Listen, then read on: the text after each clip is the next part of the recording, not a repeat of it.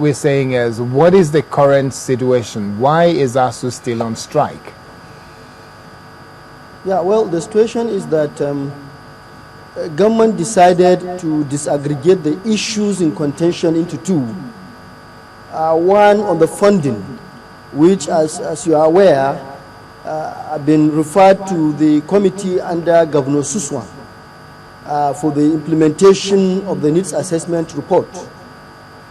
We had to pull out of that committee because it became clear to us that the committee was not really interested in implementing the needs assessment report. Rather, what the committee was out to do was to politicize the issue of the strike. What do I mean by that?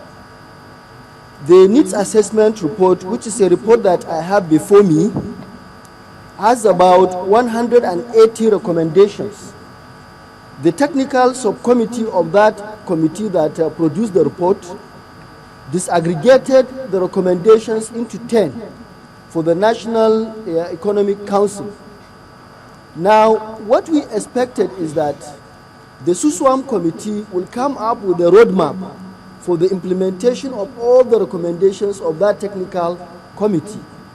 Rather, what the SUSWAM committee insisted on doing is to single out about 1.5 recommendations and then make a lot of publicity out of those recommendations at the point of implementation.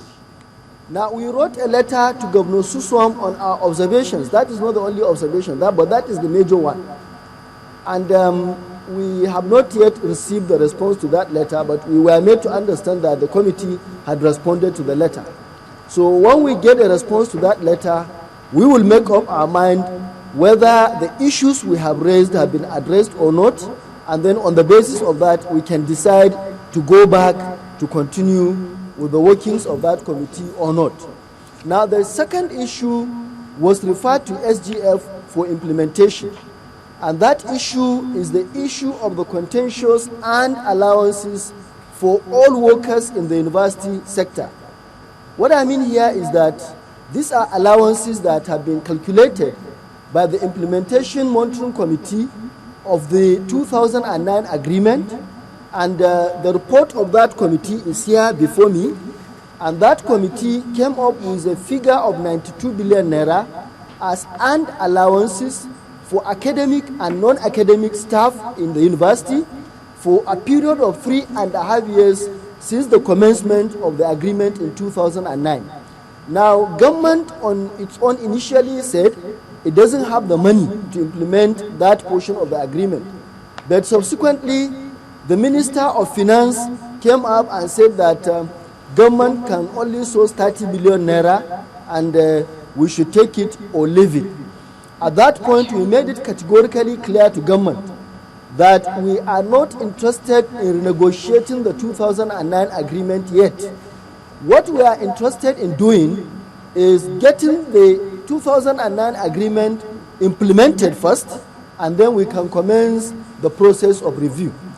I think it's important for me to state here that I have heard the Minister of Information mentioning that, one, government doesn't have the money to implement the agreement.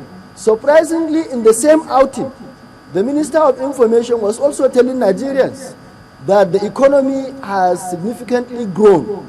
Now, I find it difficult to understand what is the position of the minister. Telling Nigerians that our economy has grown, while in the same vein telling Nigerians that the government does not have the money to implement issues related to educational development of this country. I think there is a contradiction. And the Minister of Information, my former comrade, I think should be able to clear that. But I think it's also important to point out that the major problem we are having is that over the years, NUC had been deceiving Nigerians in the process of accreditation of programs in our universities. Because clearly, what the needs assessment report on us indicated that no Nigerian university is worthy of the name. I mean Nigerian public universities. Of course, the needs assessment committee visited only Nigerian public universities. So where we are now is that government on its own, at the level of the Secretary to the Government of the Federation's deliberations, decided to pull out of the deliberations, while on the side of the SUSWAM committee, it is the union that decided to pull out of the workings of that committee until we get clarification on some of the issues we have raised in the letter we wrote to Governor SUSWAM. Okay, now explain to us, when you say that the 2009 agreement, you want it implemented, give us 1, 2, 3, or 4 points, or whatever number it is, in terms of that agreement.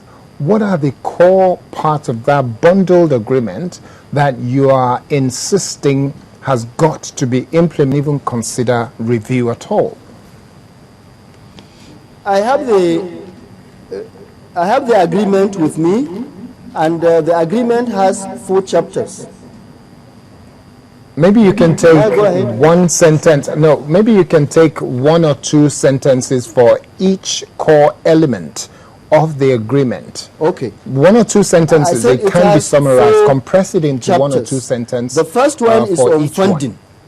On funding, the requirement in the agreement is that government should make available between 2009 to 2012, the period of 3 years, a total sum of 1.51 trillion naira for federal universities, only federal universities, for revitalization of the universities in terms of research, development, teaching, and learning environment and infrastructure and facilities. That is one.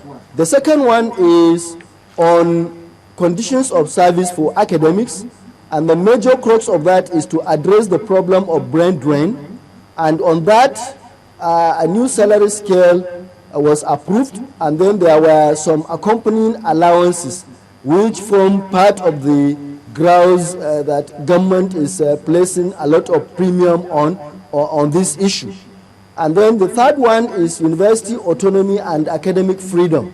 Now on that, the only aspect that government implemented is the reinstatement of governing councils, because the union insisted that university governing councils must have fixed tenure, and there are conditions under which the university councils can be removed if they are found wanting. So we do not expect at any point in time when there is a change in government, the university councils will also be removed and replaced by politicians. So these are the 3 major issues. The other issues are really, matters of procedure in terms of implementing the agreement.